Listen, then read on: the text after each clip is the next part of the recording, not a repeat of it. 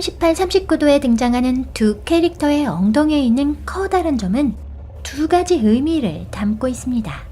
첫 번째론 말 그대로 아버지와 똑같은 자리에 나 있는 누가 봐도 아버지와 아들이라는 걸 알 수 있게 만드는 점인데요. 또 한 가지는 닮고 싶진 않았지만 결국은 닮아버리고만 아버지와 닮은 모습, 즉 습관, 말투, 외모, 성격 등을 말하는 거죠. 김강민 감독님은 실제로 아버지와 비슷한 점이 몸에 있다고 하시는데요. 또한 거울을 보면 자신보다 아버지의 모습이 보이기도 했다죠. 감독님은 자신에게서 아버지의 모습을 발견하면서 아버지의 안 좋은 점을 배우지 않기 위해 노력하셨다는데요. 예를 들면 담배 같은 것들이었죠. 담배를 피우는 아버지를 보고 자라면서 감독님은 절대로 담배를 피우지 않기로 결심하셨습니다. 하지만 아무리 노력해봐도 어쩔 수 없이 자신의 속에서 아버지의 모습이 스멀스멀 배어나왔죠. 닮고 싶지 않았던 점을 닮아버린 건데요. 그런 점들을 때를 밀듯이 박박 문질러 없애고 싶었죠. 38, 39도는 감독님의 그런 고민과 노력을 담고 있는 영화인데요. 게다가 감독님의 아이까지 아버지와 감독님에게 있는 점을 가지고 태어났고, 이 얘기는 38, 39도의 후속작인 점이라는 작품으로 만들어졌습니다.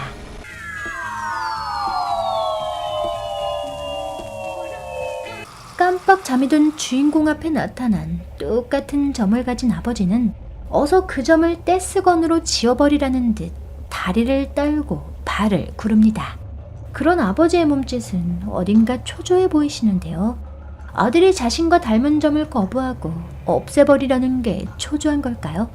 아니면 아버지도 사실은 아들이 자신의 안 좋은 점을 닮지 않기를 내심 바래왔던 걸까요?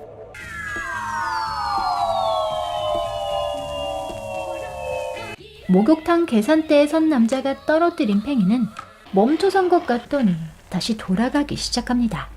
이때부터 남자가 아버지의 엉덩이에 있는 점을 뽑아버릴 때까지, 남자의 엉덩이에 있는 점이 옅어질 때까지 계속 돌아갑니다. 그리고 그의 목욕이 끝났을 때 마침내 팽이도 멈추는데요. 무슨 일인가가 벌어질 때마다 비춰지는 팽이는 분명히 중요한 의미를 담고 있는 것 같습니다. 인셉션에서 팽이는 주인공이 꿈과 현실을 구별하기 위한 무척 중요한 물건으로 등장하는데요. 팽이가 멈추지 않고 계속해서 돌아간다면 현실이 아닌 꿈인 거죠. 38, 39도에서 인셉션의 이 팽이를 오마주한 게 아닌가 합니다. 팽이가 돌아가는 동안은 남자의 꿈속 세계이며 팽이가 멈추는 순간 그의 꿈도 끝이 나는 건데요. 특히 주목해야 할 건 목욕탕 계산대에 팽이가 그려져 있다는 거죠. 그렇다면 이 목욕탕은 단순히 오래된 목욕탕이 아니라 꿈과 현실, 과거와 현재의 연결 창구 같은 공간이 아닌가 싶은데요. 어린 시절이 생각나게 만드는 오래된 목욕탕에 가면 옛 추억에 잠기듯 잠깐 그때로 돌아가게 되는 겁니다.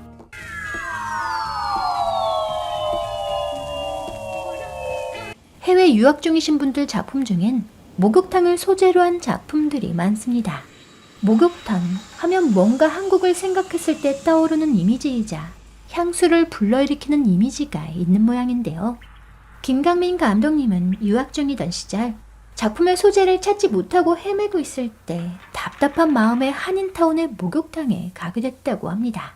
한국에서도 찾기 힘들 정도로 너무나 낡은 목욕탕이었다는데요. 사람 한 명 없는 그 목욕탕에 들어서자 어릴 적 추억이 새록새록 떠올랐죠. 그다지 사이가 좋지 않았던 아버지와 일주일에 한 번은 꼭 목욕탕에 가서 서로 때를 밀어주었던 시절이 떠올랐던 건데요. 그때 그 물의 온도가 딱 38, 39도였죠. 너무 뜨겁지도 너무 차갑지도 않은 그 탕에 들어가 때를 불리고 나면 아버지와 서로 돌아가며 등을 밀어주었습니다. 서먹서먹했던 아버지와 유일하게 서로 만지고 부딪히던 시간이었죠. 그때 그 목욕탕의 느낌, 그때의 추억을 구현한 작품이 바로 38, 39도인 겁니다.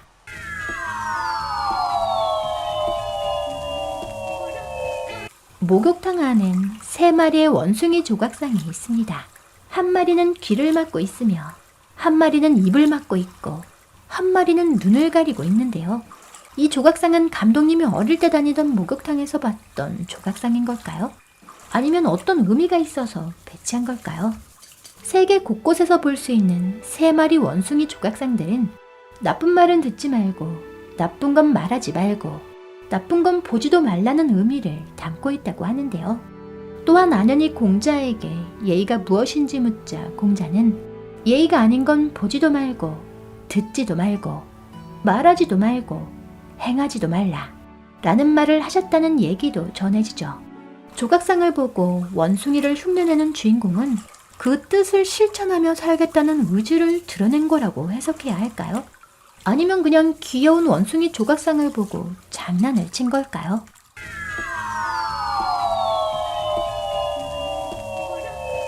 (38, 39도는) 감독님께서 그동안 배운 애니메이션 기법을 총망라한 것으로 감독님의 경험들이 집대성된 애니메이션입니다.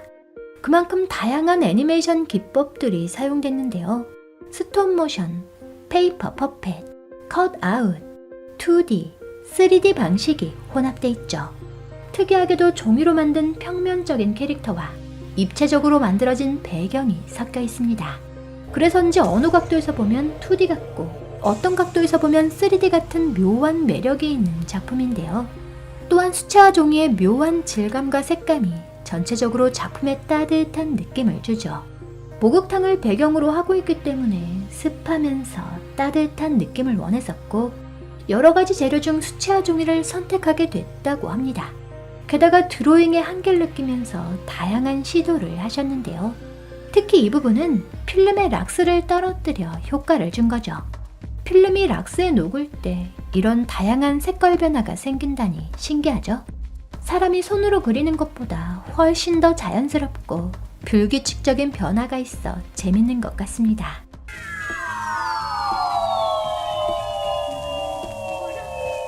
(38, 39도엔) 다양한 소품들이 등장합니다.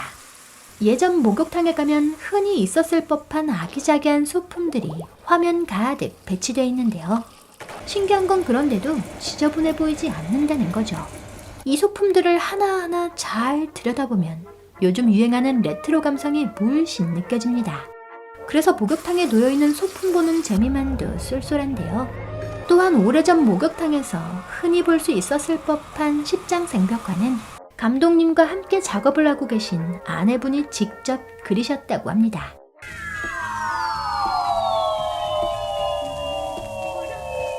영화의 시작 부분을 보면 TV 화면 속에서 토끼 2마리가 양쪽에서 날아와 정면으로 부딪히는 장면이 나옵니다.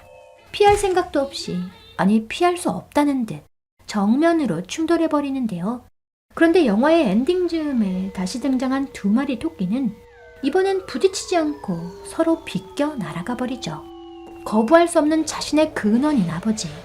그러나 거부하고 싶었던 내 안에 가득한 아버지.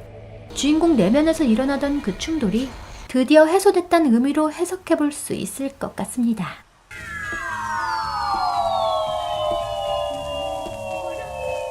김강민 감독님은 38, 39도를 통해 사라져가는 한국의 문화 공간인 목욕탕을 애니메이션으로 만들어서 관객들과 공유하는 한편 한국 스톱모션의 독특한 스타일과 컨텐츠를 전하고 싶었다고 합니다. 스톱모션 역시 사라져가는 오래된 목욕탕과 같이 컴퓨터 애니메이션의 발전으로 인해 그 입지가 많이 좁아지고 있다는데요. 스톱모션 작가로서 사라져가는 목욕탕을 보여주는 것만이 아닌 스톱모션의 아름다움과 독특함을 관객에게 전하는 것 또한 이번 작품의 중요한 기획 의도 중 하나였죠. 그랬기에 최대한 컴퓨터 작업을 적게 하고 카메라 앞에서 더 많은 작업을 했다고 합니다. 38, 39도는 한국적인 얘기를 담고 있으면서 동시에 감독님의 개인적인 소재가 어우러져 있는데요. 다른 작품들과 차별성을 갖기 위해선 기법도 중요하지만 나만의 얘기를 해야 한다고 생각하셨죠. 그러다 보니 가족을 모티브로 한 작품들을 만들게 됐다고 합니다. 지금 보신 영상이 재미있으셨다면 시네몽땅 채널 구독하기, 알람 설정에서 전체를 눌러주세요. 여러분의 구독과 좋아요가 신의 몽땅이 영상을 계속 만들어갈 수 있는 힘이 됩니다.